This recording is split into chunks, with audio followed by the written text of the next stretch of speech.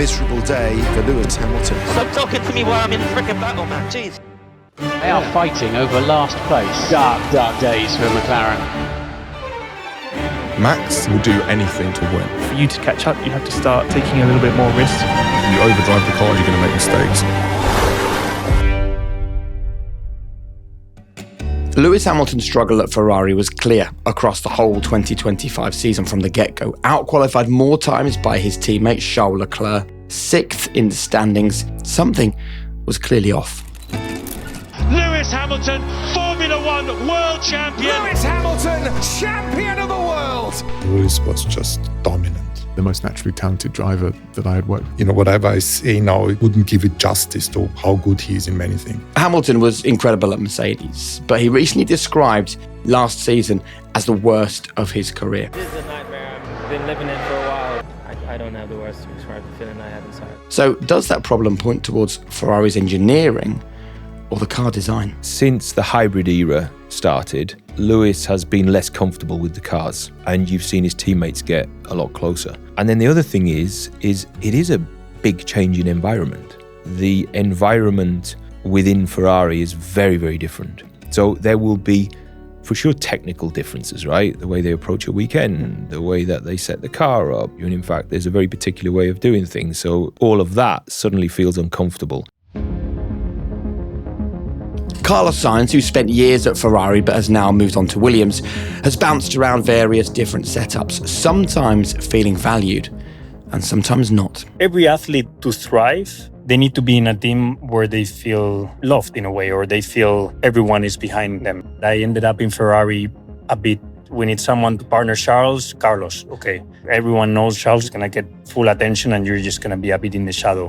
What if finally I go to a place where I'm given the right protagonism and the right leadership, to actually help the team move forward. Leclerc may have been the clear focus at Ferrari, and that could have affected Sainz's performance. But it wasn't just Ferrari that struggled with this. Teams across Formula One have often sidelined drivers only to see them perform better in a more supportive environment. You see Max with Red Bull, Charles with Ferrari. All the big success stories, you are in an environment where everyone is 100% fully flat out behind you. So is the team dynamic just as important as the car design, as the engine? Because when drivers feel supported, their results improve. When they don't, it's clear that it holds them back. Lewis and his longtime engineer at Mercedes were a famously strong pairing. And when that changed, it arguably impacted his confidence and therefore his performance. Stop talking to me while I'm in the frickin' battle, man. Jeez. This is a very clear presentation that his frustrations are boiling over. Where am I losing? Yeah, I'll come back to you. When they ask you a question, answer it quickly. The guy's trying to perform at 10/10ths of their performance. Answer him, give him confidence. Let them know that you know what you're doing. Otherwise it's like, I'll get back to you. I need to go and ask an adult. These are the tiny things that erode confidence and trust, and that's when the relationship starts to become more touchy and more difficult. Max Verstappen has been in a league of his own for years, consistently faster than every teammate he's had. But what's interesting isn't just that he's fast, it's how much faster he is. In the same Red Bull machinery, Alex Albon was regularly half a second slower in qualifying compared to Max. Now, that is a massive gap in a sport where tenths of a second matter. Formula One today, regularly pole position is by half a tenth or something like that. It's incredibly close. The winning distance between Usain Bolt and the guy, whoever it was, who finished 8th in the Olympics, as a percentage, was larger than the difference between 1st and 20th for, I think it was a Shanghai Grand Prix qualifying. So that's over 6 kilometres. The percentage difference, it was tighter on the Grand Prix grid, involving lots of corners, lots of distance, engines, gearbox, aerodynamics, than 8 incredible athletes running 100 metres. But why the massive gap? Alex Albon is no slouch. We know he's a great driver. We know he's talented. We've seen him performing for seasons and seasons. Yet the difference at Red Bull was crystal clear. He has quite a unique driving style, actually. It's not that easy to get along with. I like a car that has a good front end, so quite sharp, quite direct. His level of sharp and direct is kind of another... it's a whole different level. It's eye-wateringly sharp. And so what ended up happening was you start off being a little bit behind, and then as the season goes on, Max wants this front end in the car. He wants his car to be sharper. And as it goes sharper and sharper, he goes quicker and quicker. And for you to catch up, you have to start taking a little bit more risk. You might be a couple tenths behind. Just try a little bit more.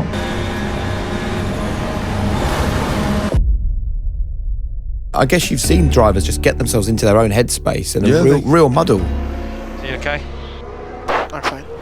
It becomes like a real vicious cycle. Like you said, you overdrive the car, you're not going to go quicker. You're probably going to go slower, and you're going to make mistakes, and then those mistakes put more scrutiny on you. And it just starts to snowball. And every time the car becomes sharper and sharper, you start to become more tense. I think what we've seen, certainly with Max's teammates over the years, is I think what they struggle with is how resilient Max is. Like you can have a bad weekend where the car's not great, Max will drag something out of it. And I think for a lot of the drivers that have sort of sat alongside him in the garage, it's really hard to see. It's really hard to sort of suck up, and you might go out and put a great lap in and you think, God, I've dragged the most out of that car, and then Max will find 2 tenths on you.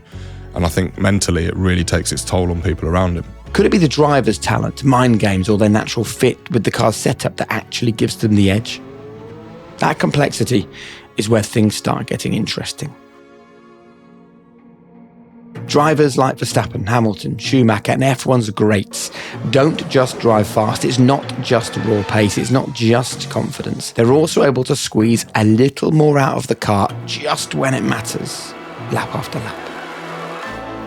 I think Lewis's natural ability, I don't think even he knows the depths of it. There was a time where on simulation in Brazil, it said go into 7th gear up the hill. Within 2 laps, Nico was doing exactly as we asked him to do.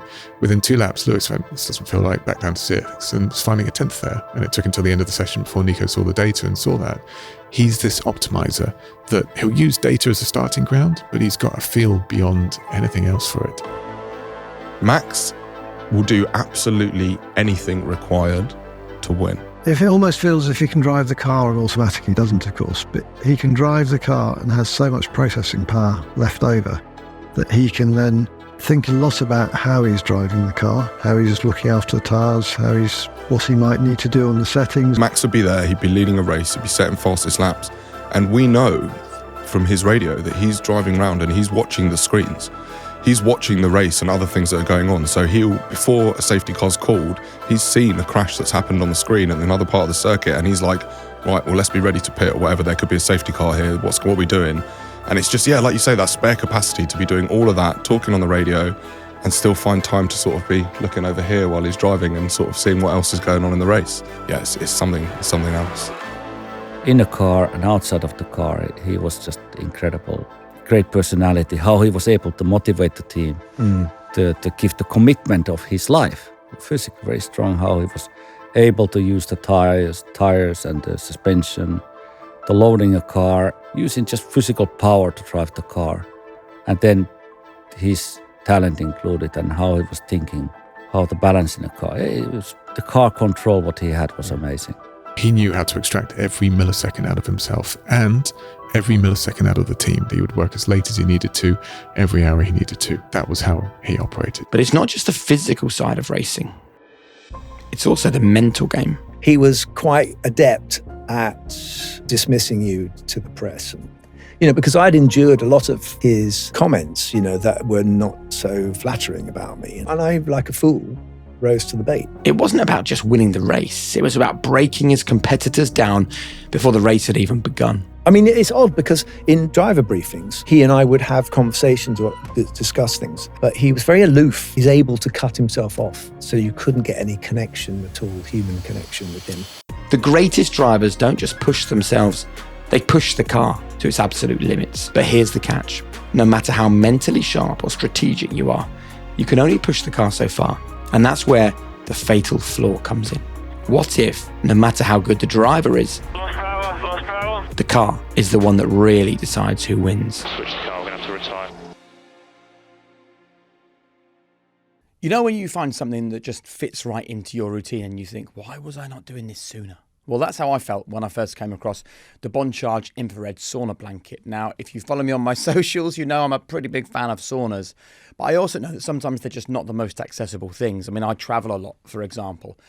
The infrared sauna blanket, though, well, for me, it solves that problem. I mean, it heats up in under a minute. It can be used on your sofa or wherever you relax. You can take it with you if you're traveling. I love the fact that it uses an infrared heat to target your body directly. So there's no sweating buckets, there's no discomfort. It's this lovely sort of smooth, effective way to burn calories, to detox, to relax. And you know, Boncharge have built a loyal following of over 250,000 happy customers, including me.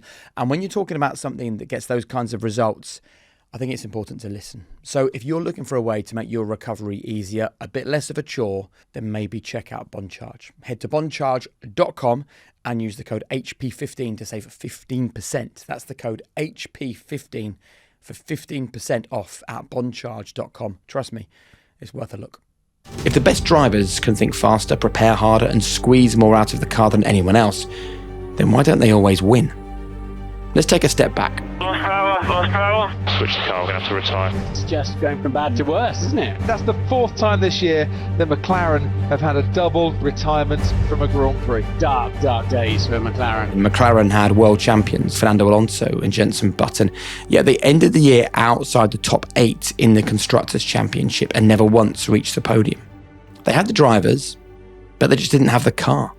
Take Aston Martin in 2026. On paper, they've got Fernando Alonso, one of the smartest drivers on the grid, and one of the greatest technical hires in Formula One history, with Adrian Newey joining the project. But the car itself, well, that's where things get complicated. Their new Honda power unit has already been causing some serious vibration issues. Reliability problems have limited track running. Some sessions they barely completed any laps at all because of battery and hybrid systems. And of course, they finished the first race of 2026 with 0 points. So when you zoom out, you suddenly start to see the real problem in Formula One. It's not that the drivers aren't talented. We've seen just what the best drivers can do. But there's another powerful force in Formula One: the car's design philosophy, the engine package, team environment, the engineer relationships, whether the team's building around you or building around your rival. Because Formula One isn't just a battle of drivers, and it isn't just a battle of machines, it's a battle of entire systems. You need the infrastructure and the equipment in your Formula One team. That means you need to have the financial resources to do this. You need to have the culture and leadership in the team. You need to have the competence and management capability of the top layer of management, and the creativity and the innovation of the people that are coming up. You have in Formula One 1,000 people per team. If you don't have these 1,000 people pushing exactly in the same direction, how are you going to achieve the last 2 or 3 tenths of performance that you need to win? You need every single human being in those 1,000 people to want to give it everything they have for the team. All the aspects has to be absolutely perfect. When all of that lines up, that is when history gets written. Sebastian Vettel, you are the world champion! Lewis Hamilton is a 7-time champion of the world! Max Verstappen, you are the world champion! Yes! Oh my God! Mate, you absolutely deserve it! We have to remember these days. There's no guarantee that they will last forever. So the real question now, as we start a brand new season, who will be the next team to get it right and dominate Formula One?